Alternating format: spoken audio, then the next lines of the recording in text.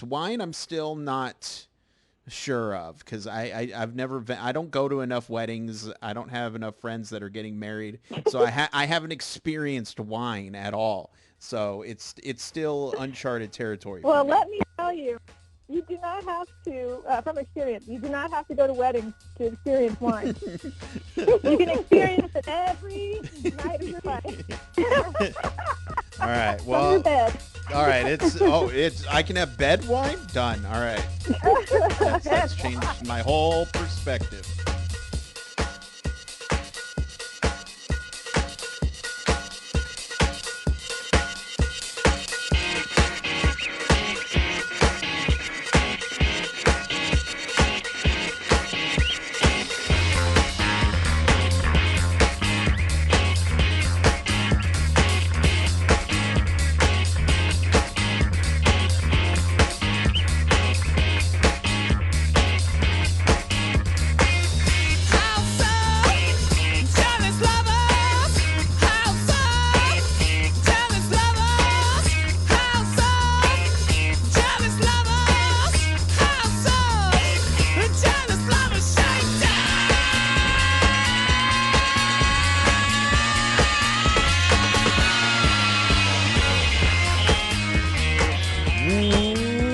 Welcome, everybody, to Casting for Two, the podcast, as always, hosted by me, Chris. Welcome, everybody, to the podcast. This is episode number 100, 412, almost to that awesome, I don't know, 413 episode. And it's a good one. This one's good as well. You know what? I'm gonna go on a limb. 400 and let's say 10 episodes are stellar. I'll leave it to you to find those two that aren't. And let me tell you, it's the one I don't even know what I'm talking about. Welcome, everybody, to the podcast with your rambling host, Chris. I hope everybody is staying safe out there, as you know, unfortunately COVID numbers are going up because I guess people are thinking that it's over when it's not. If you're gonna go out, stay at home. If you're going to go out, stay at home. You know what? That's perfect advice, Chris. I really should be a doctor. If you're going to go out, wear a mask, be courteous to others and yourself. Take your health seriously, and, you know, don't be a dick. All right? That's all I have to say. Wear a mask, be courteous and kind to others. And yes, that is it. I should talk about my guests. I don't know why I'm rambling so much. My guests are two wonderful ladies who form the band Azure Ray. I have Maria Taylor and Orenda Fink, and this is special. Literally, this day is a special day because 20 years ago on this day, they released their debut album, and it's a phenomenal album, a self-titled album, and I recommend everybody go and pick it up. But I was super excited to talk to Maria and Orenda, and just, you know, had such a good time. What a great way to break into 2021, the garbage fire that it's started. Hopefully it'll get put out. But I'm done talking. Let's get in this episode, all right? So Maria and Orenda, take it away. But I'm happy to have, you know, chat with you both. For, you know, I'm a sympathetic person, and I like thinking about the past because part of me still feels like I live in the past. But, you know, with this album, this re-release coming out, I'm just curious. And the show, we've already begun. We're into it, FYI. But I'm just curious, did you have any of those older feelings coming back and listening to the music that you did 20 years ago? This is Maria. I think more than even listening, I mean, definitely for sure listening, but also, you know, with this re-release, we put together a photo book of all of our old photos. So it was more going through the boxes and looking at old photos and clippings and, you know, rehashing all these memories and stories. That's really what even did it more for me than even listening to these songs again. Mm-hmm. What about you, Orenda? Yeah, definitely the sifting through hundreds and hundreds of old photographs was the ultimate, trip through the past. But I do feel like listening to the songs. There was, there's some songs that we do hear, that we still play live. But when we did the remaster for this, this record, there were songs that I really haven't listened to in probably 10 or 15 years, just because we just don't have any reason to, to sit down and listen to the record. And those took me back. I feel like it took me up. It's how fragile. I mean, we were so young. We were barely 20 when we wrote these songs, and so that's one thing that really made me realize how life just kind of toughens you up. Yeah. We just seemed so fragile. We were so fragile, and the song did it. When you listening back and listening to the songs and stuff like that, do you ever? And also, I'm gonna go back to like previous work you were writing even before this album. Do you ever just look back at your writing and just think, who was this person? I don't know who they were. Just you see it through a whole another filter. Oh, yeah, this is Orenda. I mean, absolutely. The crazy thing about, at least for me, writing songs, especially the ones that I end up feeling like are good songs, that are inspired, I think you kind of feel like that the day after you write it. You look back at a song and you're like, who wrote that? Even when it was just yesterday. I've kind of always felt like that, and so it's even more extreme when you look back at something that you wrote 20 years ago. Because, like Maria said, we were essentially. I think even like biologically, aren't we like completely different human beings?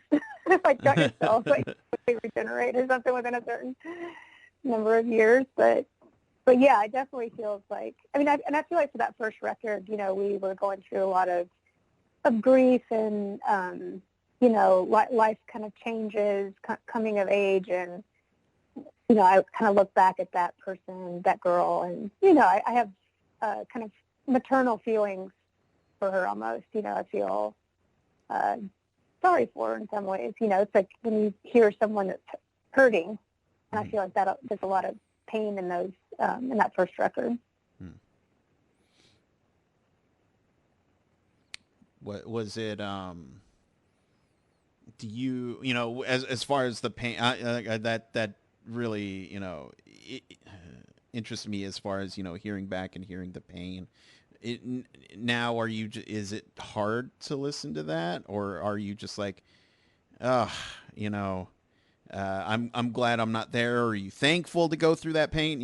That's like, what was the process of that? I feel like what Orenda said, it's almost like we're looking, it's like as a different person. So when I listen now, it's not, I don't necessarily feel the same pain. Mm-hmm. But yeah, I feel just like that was perfect, Orenda, when you said that maternal feeling. Yeah, you just want to give the young Maria and Orenda a hug and just tell them like, everything will be okay. Because we were really experiencing grief from the death of my boyfriend at the time, and that was the first time we had experienced that kind of grief and gone through losing someone that was so close to us, and he was with us, when he passed away. So it was, there was so, and I think when you go through things like that, you're kind of in shock too. And so, right.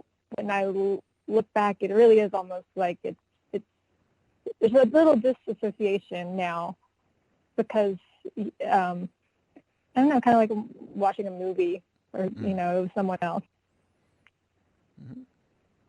Well, and it is kind of nice that obviously you went through these experiences, but you've kind of immortalized and remember that those experiences. So for you, I don't know, that makes it a bit special. But as far as like me goes, listening to the album, I was like, it's so pretty, it's very beautiful, and it's so, it never ceases to amaze me the level of appreciation that art has towards individuals. How everybody will look at the exact same painting, listen to the exact same song, and have different opinions. And I just that's the one thing that I always love about art, and I guess people in general. So. Mhm. Yeah, I mean, I think, we had so many people write us over the years that especially that record, but also November in particular, has helped them through their own grief processes and, times when they've either lost a relationship or a human or someone close to them. And for that, I do feel thankful that we were somehow able to kind of alchemize that period into music at that time, because it kind of gets reverberated and helps people for almost 2 decades now. Okay. And as far as you as performers and artists today, listening back to the older record, what would you say is the most you've evolved as far as your music making ability? That's a hard one. Yeah. I think just the craft of writing songs, we've just been doing it for so long. I think we're just getting better at the craft of it. And I think, lyrically, our lyrics evolve as our lives evolve. So the subject matter, becomes broader because there's more that we've experienced, and we usually draw from our experiences. What do you think, Orenda? That is a hard one. Yeah, because I feel like it. I think obviously we've learned more about songwriting and production, and just kind of all the ins and outs of the music business in general. But I still feel like it comes down to like, are you inspired or not? Yeah. And maybe it's just kind of knowing what's inspired and what isn't. And I feel like that's kind of a dragon we're always chasing, Yeah, 100%. Songwriting to me blows my mind. I'm the type of person that I like writing short films and stuff like that, but I can't write a song to save my life. And a good, a decent song, I should say, to me anyway. But I'm so envious of people that, I interview people that are able to write songs at the age of, 10 and 9. And sure, they're about like macaroni art, but still, that's something better than I could do. But it's, I'm just curious, if you ever get to that point where you write the perfect song, do you then feel like, oh no, I've accomplished everything and I'm done with music, or do you still go on? Just a hypothetical. Oh, no.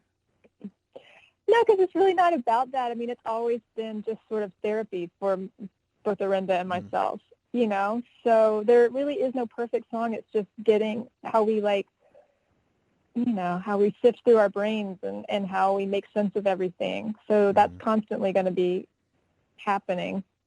And I, for one, I always look back and think about how I could have maybe said it differently or done it differently. And I always feel like there's room to grow with every single thing that I do. Yeah, you have to keep in mind, I guess maybe not everyone is, but we're very critical of our own work. So and kind of it varies greatly between day to day. So sometimes we'll be like, this is the best song I've ever written, and a month later you'll be like, this is terrible. So it's just, I don't feel like you just put a stake in the best song and it just stays the best song. It's fluid like everything else. Okay, nice. And obviously, we've all been going through this situation that we're in right now, as far as the pandemic and all that. And one of the things I've been asking people is that, with the shelter at home and the quarantining and everything, have you noticed that your creativity has gone up? Yeah, funny you should ask, because we're actually we're making a record, and we're really feeling like it's one of our very favorite records that we've ever been a part of.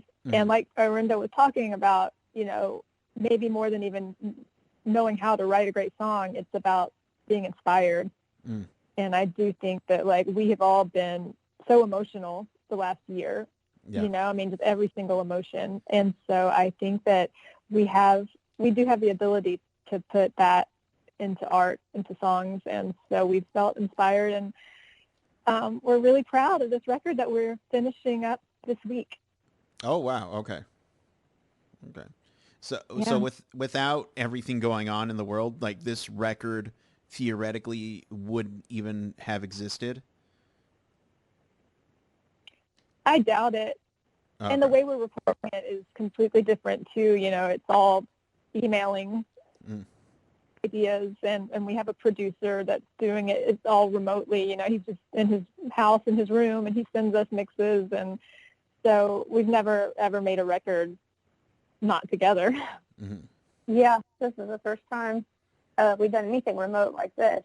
And, Yeah. I think the pandemic, too, like, also, if you're in the headspace to create art, it served something, which is, like, it gives you a lot of time and space away from, what your life was like before.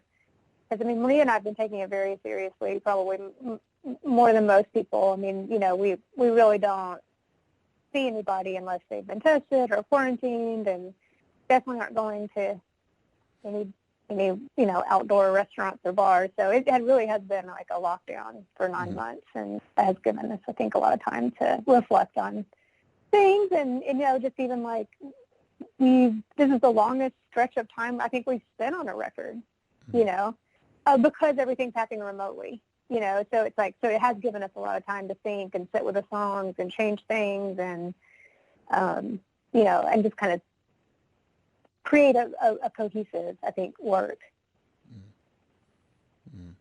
It's so fascinating, the level of things that have been coming out with the pandemic. And of course, I know people, I've been affected by people during the pandemic, lost people, stuff like that. But the if I can say, at least one good thing to come out is people analyzing themselves and just kind of seeing, I am not happy in this situation or that situation, stuff like that, and be able to really explore self-exploration, which is super important, and it's, I've done the same thing too. I've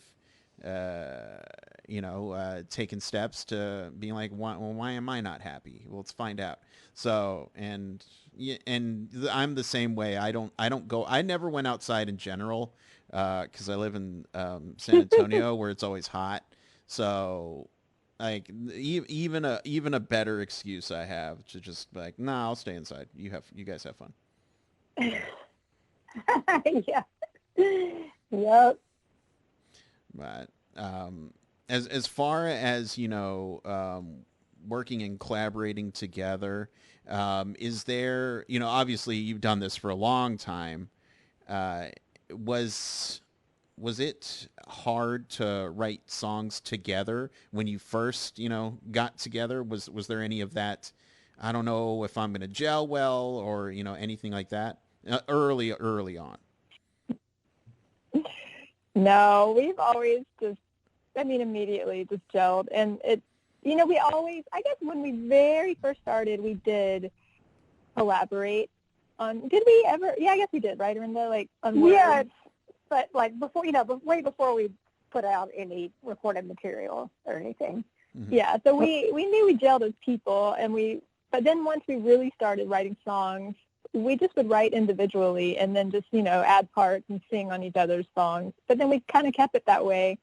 I think maybe we've co-written 2 or 3 songs in our catalog of hundreds together. Yeah. Okay. But it's great. We've never, like, we split everything 50-50. There's never been any sort of, like, competitive vibe. Like, we feel like we bring so much to each other's songs, and just, like, singing on them and giving that extra love, and it just works really great. Yeah, we're also, like, even though we write our own songs individually, I think, like, we're always conceptually working together to make sure they're all going to fit, as like kind of one piece. Mm. Mm. Okay. Are there ever moments, where I obviously you guys know each other so well, but is there ever a moment where you write something that's just, I don't know, this is too personal, or where you're just unsure or uneasy, uncomfortable, but you send it, back and forth to each other anyway? Do you ever have those moments? I'm never worried about sending it to Orenda, but maybe putting it out into the world. Yeah. But Orenda, I tell her, like, I wake up and tell her about my dream. I mean, she's the first person. I tell all my thoughts to her. So, like, yeah, she knows everything. And I don't think either one of us really worry about too personal per se, but it's more about that inner critic. It's more like, is this written well? Is it?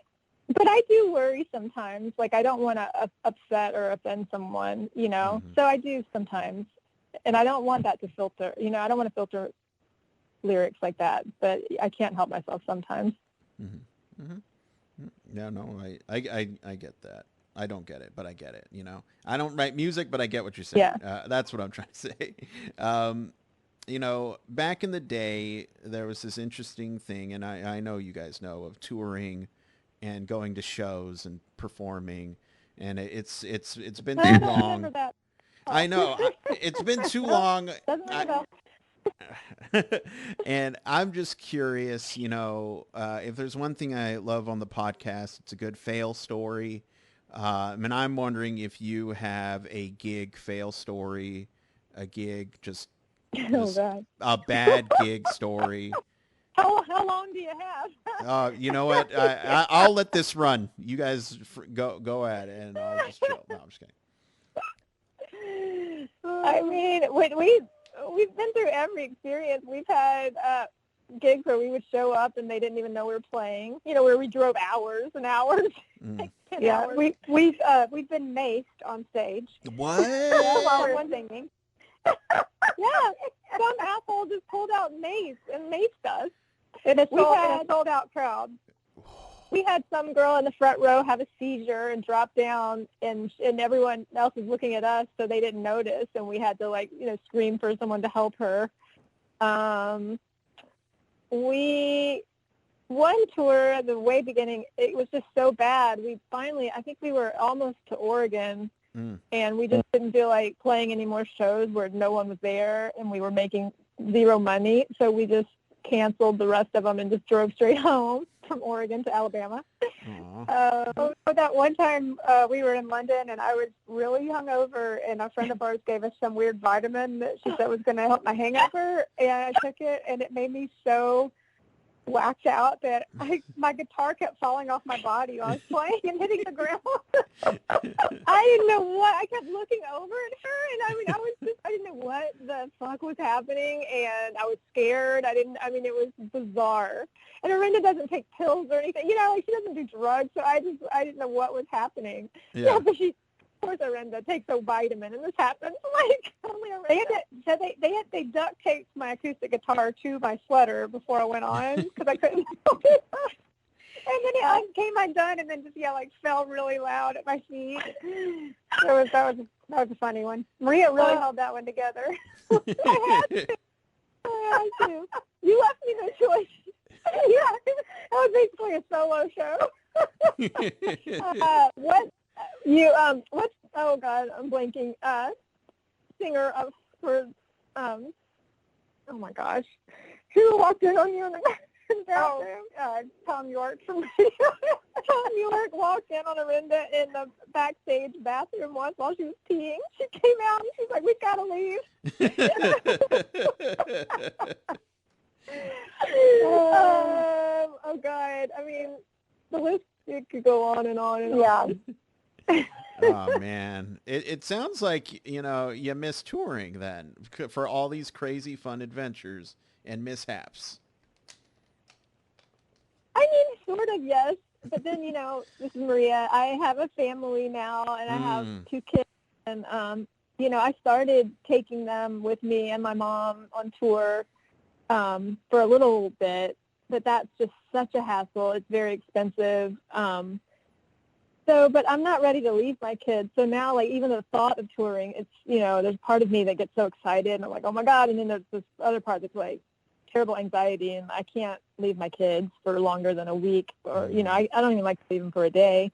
And it's too much to take them. So I don't know. I'm conflicted, but I do love all these memories, and they're hilarious. Mm-hmm. Yeah. And I'm kind of the same. I don't have kids, but I started having problems with my voice probably like 15 years ago, actually. But I had vocal surgery a couple of years ago, and they haven't been able to, like, correct the problem. So touring is a little stressful for me because, you're really, like, stressing out your voice and singing every night. And so I do love the adventure and, all the fun mishaps and stories, but it's, like, kind of just stressful. So, like, it's interesting. Marie and I each have our own reasons to not want to do, like, 300 days of touring a year, which is good because we're kind of on the same page.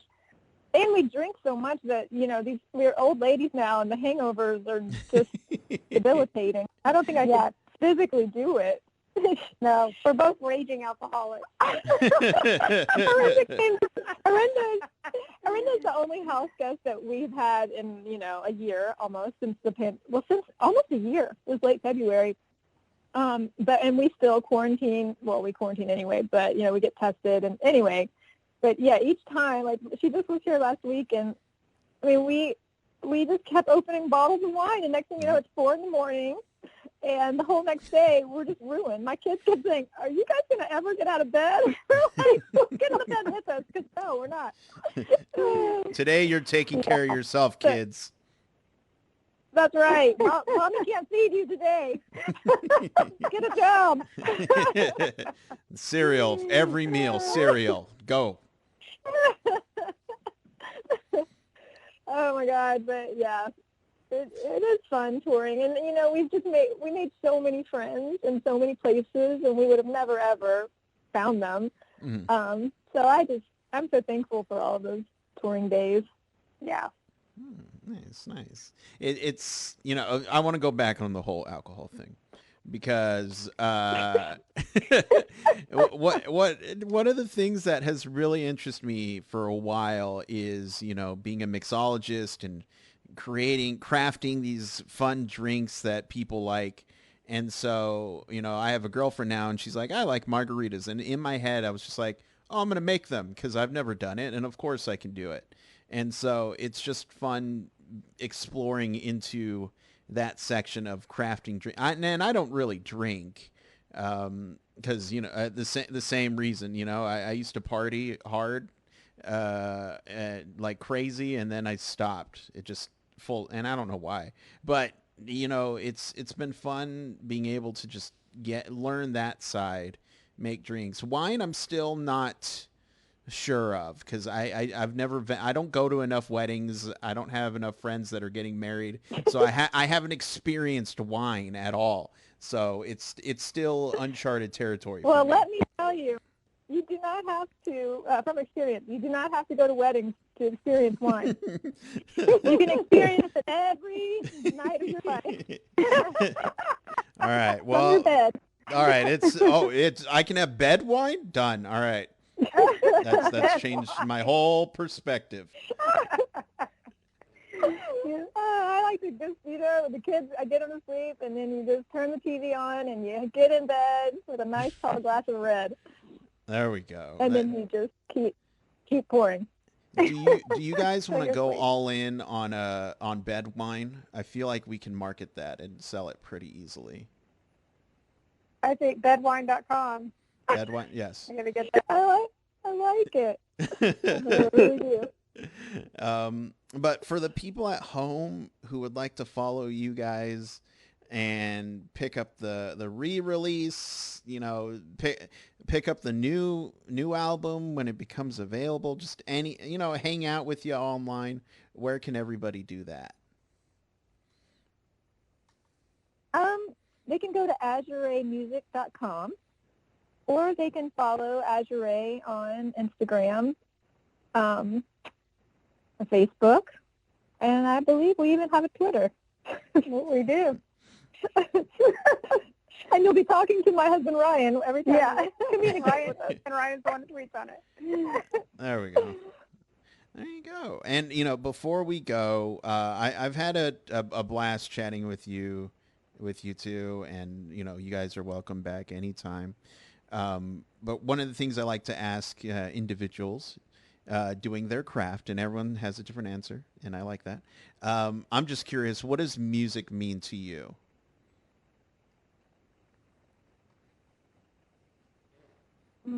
Orenda, I'm going to let you start. Oh gosh, that's a tough one. Off the cuff, I would say it is a true catharsis. It's a way that I can try to make sense of the world, the good and the bad, and process it into something that is a symbolic representation of the, much more complex yet universal experience, which is all of our lives, every bit of our life. So I guess that's how I feel of it. It's art. It's a certain form of art. What she said. Ditto. Yeah, absolutely the same. But also, my dad is a musician, and I grew up. He always had a guitar in his hand. He was always making up a song and singing, and so. I feel like it's one of my senses. It's like I hear melodies in my head before I even feel almost an emotion. Like music is just such a part of. It's like breathing. It's just all of my earliest memories are making songs with my dad and playing music, and the house is just always, And then my brother and sister came along, and they're musicians, and it was just always a part of our life. But yeah, and then also I'm a people person, and I love communicating, and it's just such a great universal way to communicate with other people. That must have been a noisy home growing up with all those musicians. Yeah, you'd think, but now my house now is way noisier, so I don't know. But it was noisy. It was just a little more a lot more harmony back then. No, but I agree with both of you. Yes.